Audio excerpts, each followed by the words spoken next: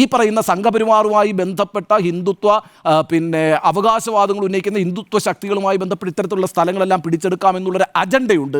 ആ അജണ്ടയും ചോദ്യം ചെയ്യപ്പെടുന്നു. അത് നടക്കില്ല എന്നാണ് കോടതി പറയുന്നത്. ആ അർത്ഥത്തിൽ സുപ്രീം കോടതിയുടെ ഇന്നത്തെയും ഇന്നലത്തെയുമായിട്ടുള്ള ഇടപെടൽ എന്ന് പറയുന്നത് നിശ്ചയമായും പ്രതീക്ഷ നൽകുന്നതാണ്. അത് രാജ്യത്തിൻ്റെ മതേതരത്വത്തെയും കമ്മ്യൂണൽ ഹാർമണിയെയും ഉയർത്തിപ്പിടിക്കുന്ന ഒരു നിലപാടാണ് സുപ്രീം കോടതി എടുത്തിരിക്കുന്നത്. അതുകൊണ്ടാണ് ഇതുമായി ബന്ധപ്പെട്ട് പ്രതിപക്ഷ നേതാക്കളെല്ലാം പറയുന്നത് ഇത് വളരെ പ്രത്യാശ നൽകുന്നതാണ് എന്നുള്ളത്. സുപ്രീം കോടതിയുടെ ഇന്നത്തെ ഈ ഇടപെടലിനെ, ഇന്നലത്തെയും ഇന്നത്തെയുമായിട്ടുള്ള ഈ ഇടപെടലിനെ വളരെ